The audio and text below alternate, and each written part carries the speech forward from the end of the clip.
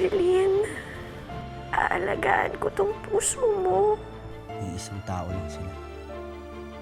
Inda din po ako. Alam ko kung gano'ng kasakit.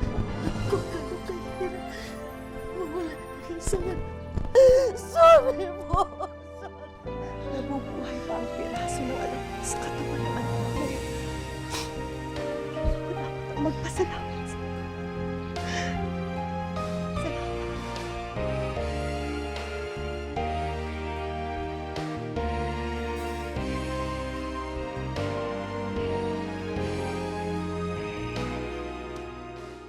Nako, kung nakita mo sila ng inay mo, baka inatake ka ulit.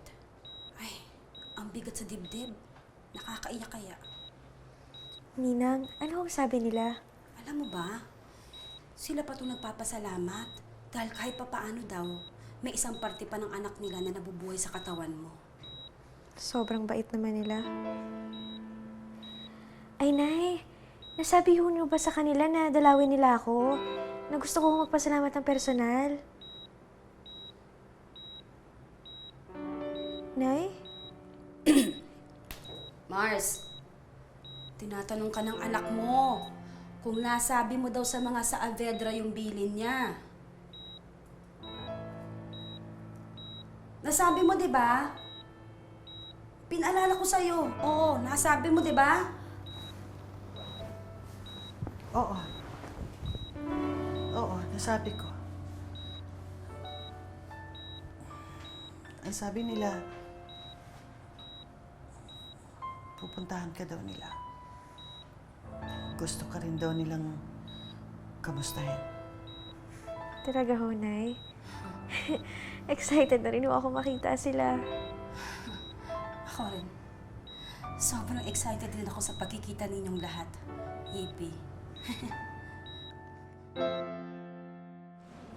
Hoy, ikaw may kasalanan ka sa anak mo. Nagsinungaling ka.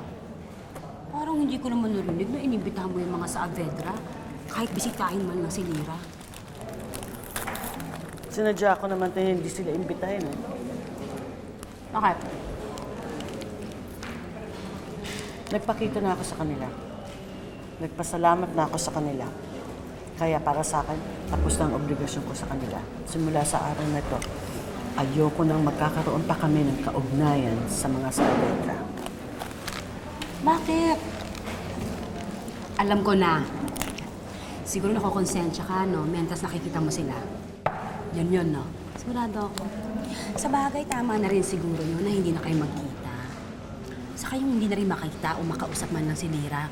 Kasi may napaunto kong telenovela. Parang ganun ang kwento. Na dapat yung pamilya na nag-donate, hindi na dapat makita o makilala man lang yung pinag-donatean nila na kaanak ng kaanak nila. Kasi, may parang nag-commercial nun Parang nag-commercial, tapos naglipat na ako ng channel. Kung maalala, nabalikan ko yata, pero parang ganun. Pero alam ko may epekto yun. Yata? Ay, hindi. Ibang telenovela yun. Nalimutan ko na. Hindi ko talaga maalala.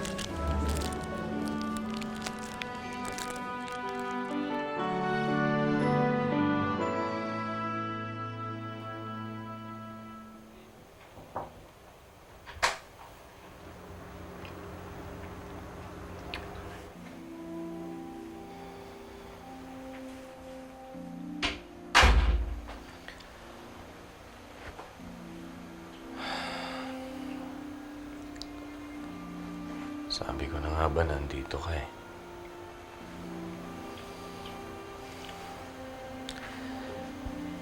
Hindi ka pa ba napapagod? Halika na, doon na tayo sa kwarto natin nang makapagpahinang ka na mabuti.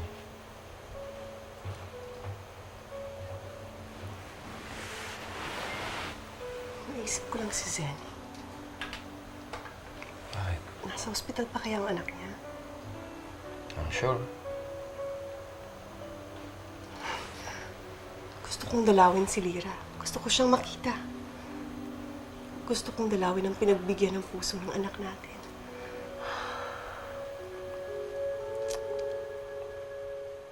Totoo? alam mo kung saan ospital si Lira? Oo, pare. Sinundan ko yung nanay niya. Kaya ngayon, alam ko na kung saan ospital siya dinala. Eh kaya naman pala hindi ka sumama sa mama mo. Ang plano mo, mang stock ng ibang tao. O ano, alam mo na kung saan si Lira? Hindi ko pa siya nakikita eh.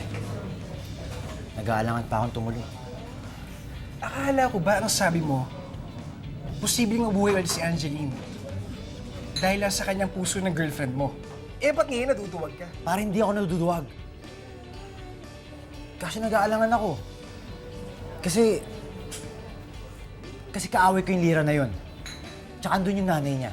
Kapag nakita ko yung nanay niya, tinanong, ginang nagawa ko doon. Ano sasabihin ko? E di sabihin mo na lang na curious ka makita yung anak niya. Pero kaya lang, ingat ka. Baka mapagkamala ka manyak. Mahabol ka pa ng saksak. Puro ka naman biro eh.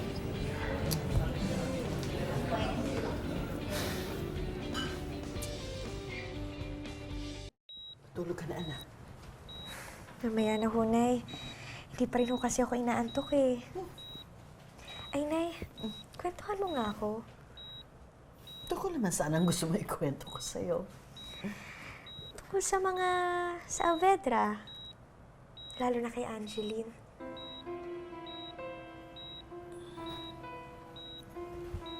Ano naman ang gusto mong kwento tungkol sa kanila? Nay, hindi ko kasi alam eh. Ang alam ko lang, tinulungan niyo daw po siya. Pero, Nay, ano kung ikinamatay niya? Paano ho siya namatay?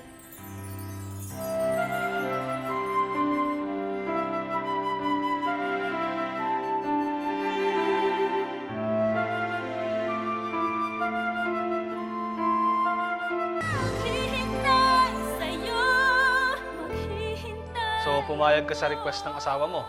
Dadalawin niyo ngayong anak ni Zenny. Oo, Ramon. Alam mo, gusto ko lang naman pagbigyan si Roxanne eh. At the same time, gusto ko na rin makita kung anong lagay ni Lira. Alam mo kasi, dinidiscourage namin mga doktor na mag-meet yung pamilya ng donor tsaka yung pasyente para maiwasan yung emotional attachment na maaaring mangyari. Later on, baka maging problema pa yan. Alam mo, I don't think na magkakaroon kami ng problema tungkol dyan eh. Lalo pat alam namin parehas ni Roxanne na hindi naman si Angeline si Lira eh. Kahit na nasa kanya yung puso ng anak namin. Well, kung mutual naman yung gusto ninyo, tsaka kung papayag yung pamilya Ramon, ng pasyente. I'm sure papayag si Senny. Lalo pat tumatanaw siya ng utang na loob sa amin. At isa pa, gusto ko naman mapasaya yung asawa ko kahit na sandali lang. Well, then by all means, go. Siguro nga, mas mabuting makilala ninyo yung pinagbigyan ng puso ni Angeline.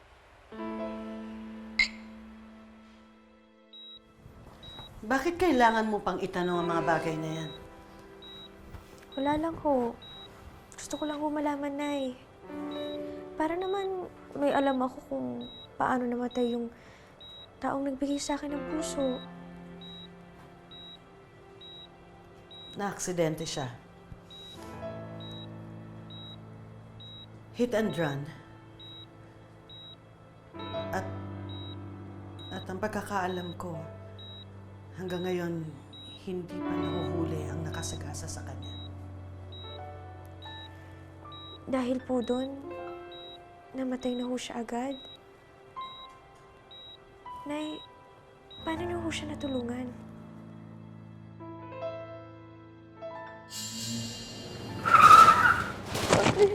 Ako lang po ba dadalhin niyo ko sa ospital? Ayoko pa po mamatay. Pero mas kailangan ng anak ko ang tulong. Ba't hindi ho kayo sumasagot, Nay? Paano niyo ho nga ba siya natulungan? Dinala ko siya sa ospital. Pero hindi na siya umabot. Nakakaawa naman si Angeline. Siguro, gustong-gusto niyang mabuhay. Tsaka, sigurado ako na alalang-alala siya dun sa mga magulang niya. Noong mga panahong alam niyang mamamatay siya. Pwede ba? Pwede ba, Lira? Pwede ba wag na natin pag-usapan ito?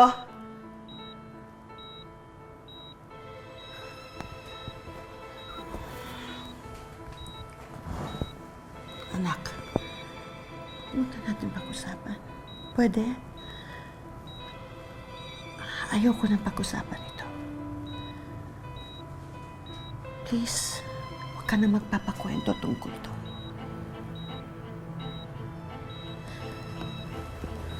Sige na. Matulog ka na, anak.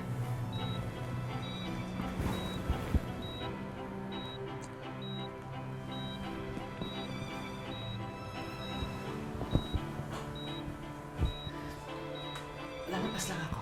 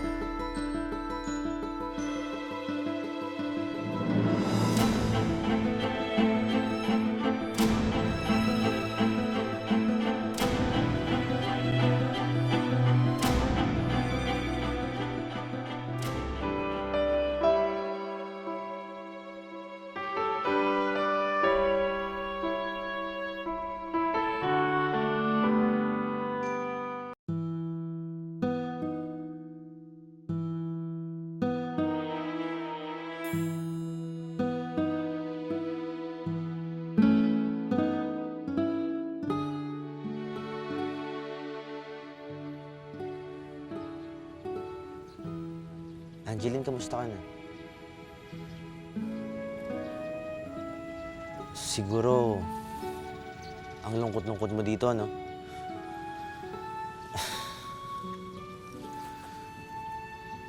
Kung pwede lang sana kitang samahan lagi eh. Hindi na ako uuwi. Dito na ako titira.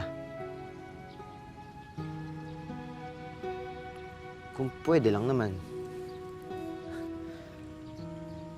Malamang, papaalisin lang ako nung sepulturero dito eh.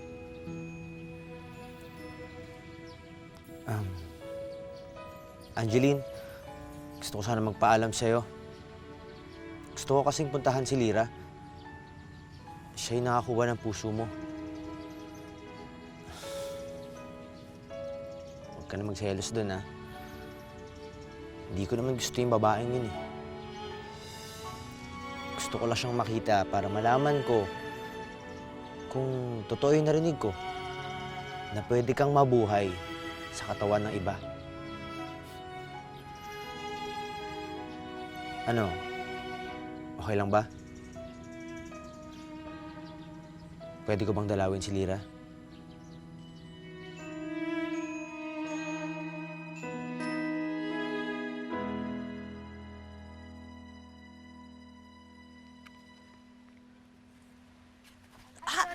Sorry ha. Sorry rin po. Mars!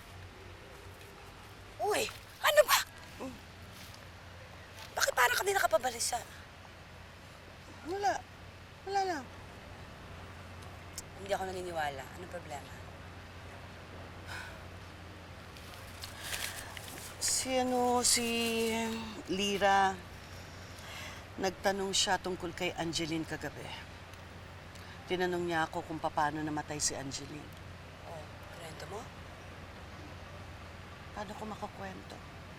Masasabi ko ba sa kanya kung anong tunay na nangyari? Masasabi ko ba sa kanya na nakapatay ako nang dahil sa kanya? Hindi, di ba? Ayan ka na naman. Di ba pinag-usapan na natin? Hindi natin pag-uusapan yung mga bagay na ganyan. Ka na nga ta. O, ito na lang rin mo. Mas magaan yan. Mas maliit. Baka naman yan ang ilaglag mo, ha? Halika na.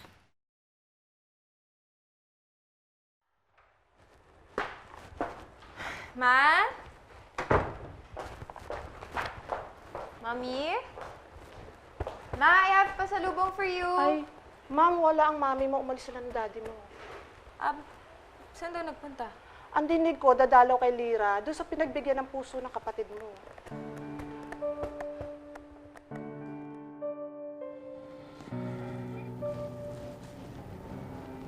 Han, okay ka lang ba?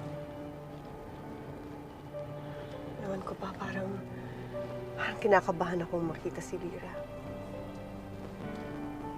Kinakabahan? Bakit naman? Ewan ko.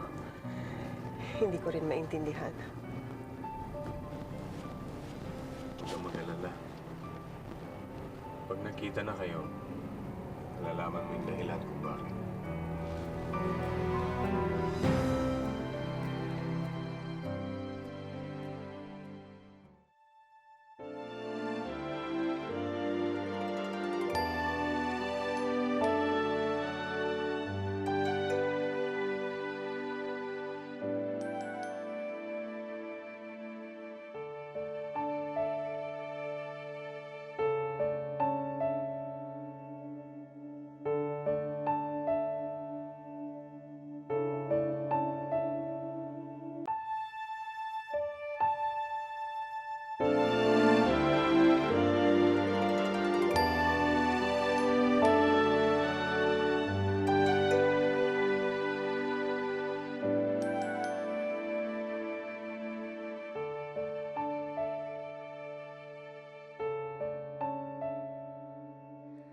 Narito ang puso ko,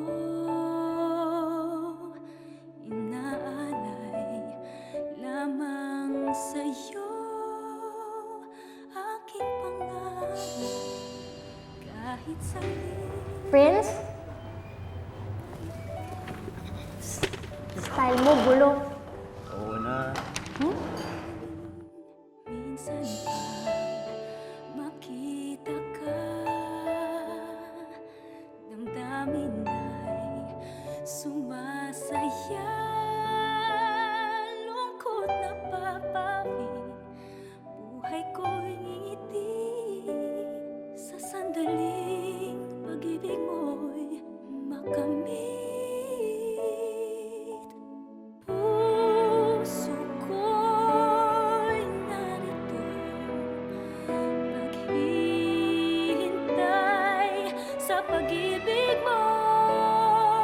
Ikaw lamang ang inaasam, tanggapin mo ang puso ko.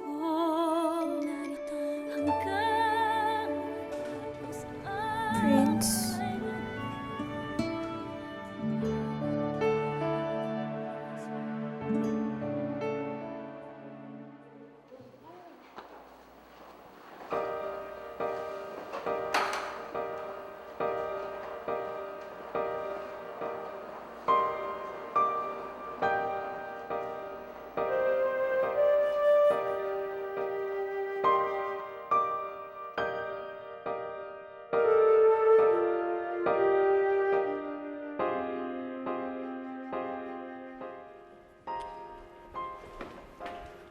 Uy!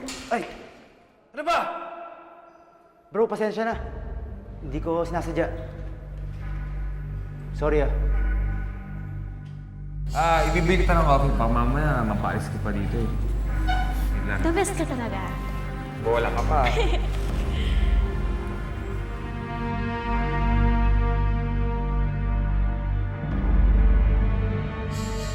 Kilala kita.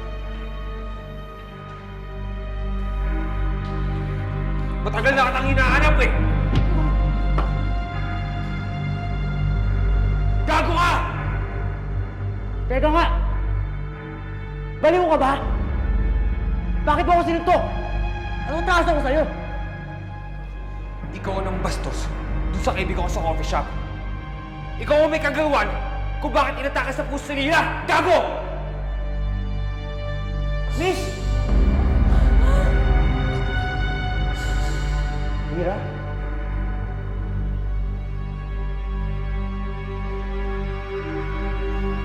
Pakisabi sa kaibigan mo, hindi ko nasadya. Hindi ko nasadya! Pasensya na! Balik ka dito!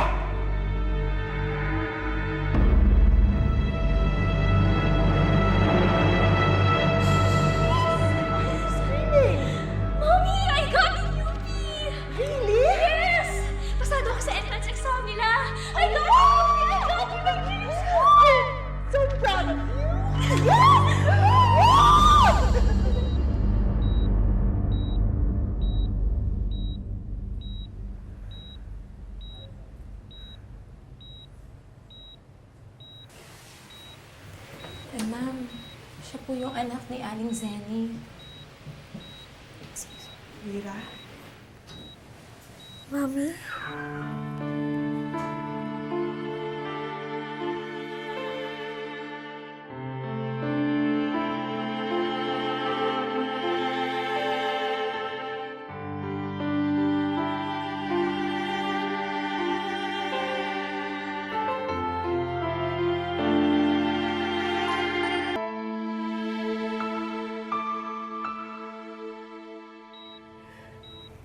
tinawag mo ako, Mami.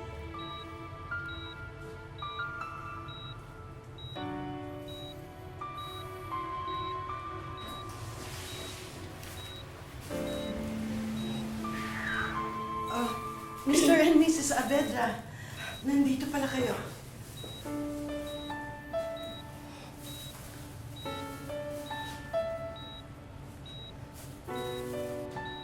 Zenny, pasensya ka na, hindi kami nakapag-abiso na dadalaw kami. Okay lang mo yun. Walang problema. Salamat. Zenny, si Lira, Ano ang nangyari sa anak ko? Anak, kamusta? Anong nararamdaman mo? Anong nangyari sa kanya? Parang nananaginip yata siya eh. Kasi narinig ko tinawag niyang mami si Roxanne. Po? Oo ewan mo ba, hindi ko maintindihan eh.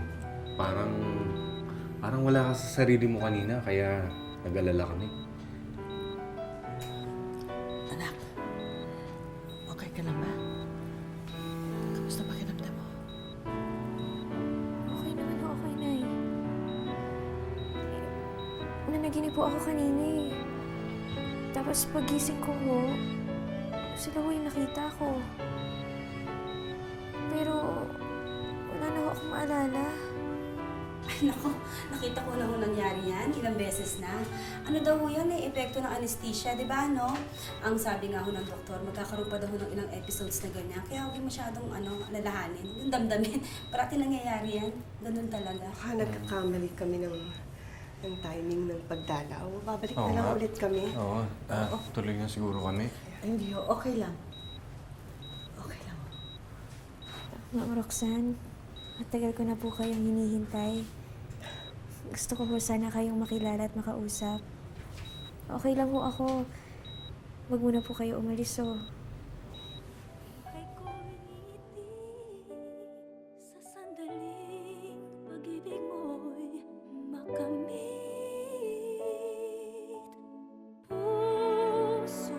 Hindi pa rin yun si Angeline eh. Ibang tao pa rin yun. Diyos ko, wag lang sana magpakita sa akin yung hambog na yun dahil siguradong aatakin niya naman ako sa puso. Kaya simula ngayon, wala na akong pakialam sa kanya. Pangako ko sa inyo, balang araw, susuklian ko po yung kabaitan na ipinakita niyo sa akin. Sa amin ni Inay. Hindi anesthesia ang dahilan kung bakit nagkakaroon ng lapses o pagkakamali ang anak ko. Mami? Inay! Hindi Mami! Inay ang tawag ko sa akin! Eh, anong dahilan? Bakit nagkakagano si Lira? Okay lang ba na may bago ka ng babantayan? Ma'am Roxanne? Ibibigay ko sana kay Lira.